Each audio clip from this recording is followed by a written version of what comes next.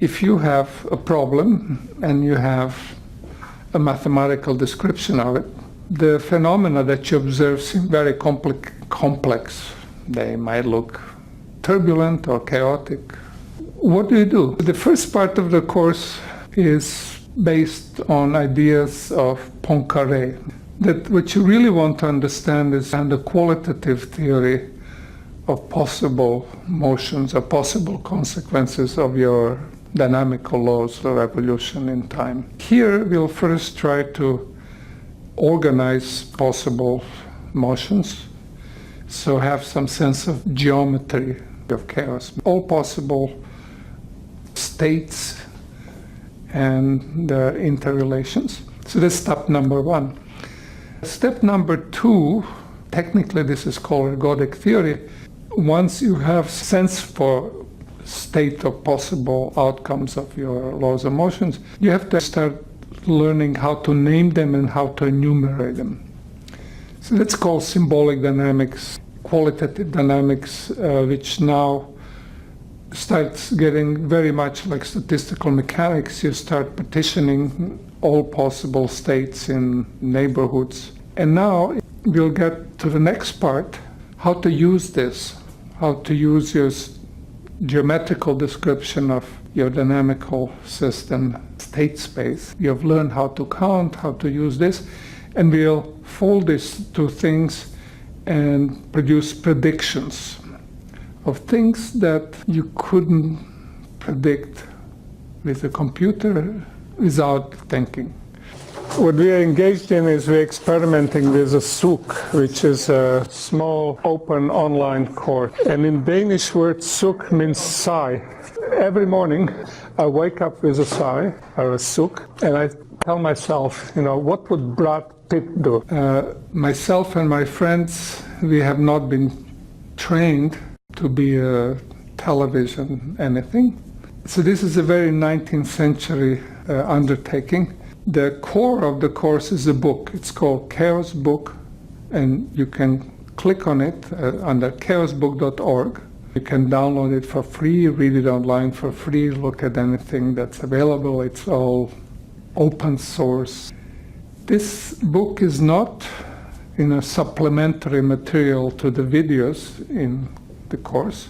It's other way around. The idea is you're supposed to read that book as a graduate student. Maybe you form a little study group with some other graduate students. And as you read it, you might find it useful to click on a link to a video like this one, which maybe works out in detail some part or talks to you. And then we pick up a new term which essentially says, if I had some kind of cigar here, it stretches, that's the first term, but along the trajectory, every place I get a kick, and once I get a noisy kick, that also stretches.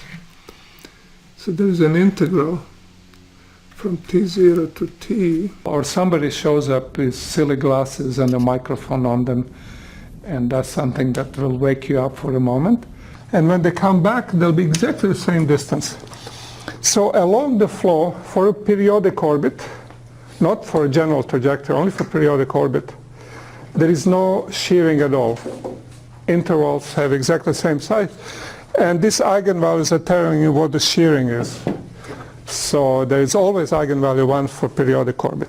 But that's really just auxiliary. We are told today that people find it useful to stare at television like explanations of things.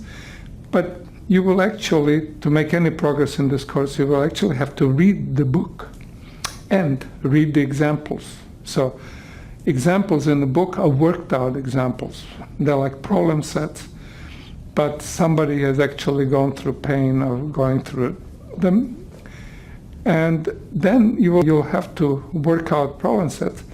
And because this is modern times, it's not sufficient to know about Bessel functions of second kind and have pencil and paper.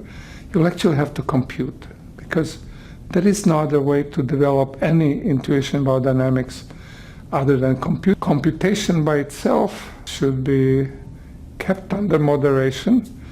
The mindless computation has actually held this subject back rather than helped it. My experience is this: unless I get somebody in my room and I explain it on a blackboard, they don't get it. It doesn't matter that I've written it in the book. No matter how I rewrite it, they'll never get it. So my personal motivation is that maybe if I twiddle either blackboard or some kind of tablet, that maybe it'll get across. The idea is that, now we're in third millennium, everybody is stroking their smart devices, etc. So maybe that's the way to reach the young, impressionable minds. You have labels. Yeah. So if we look at the E, E, E, C. expanding term,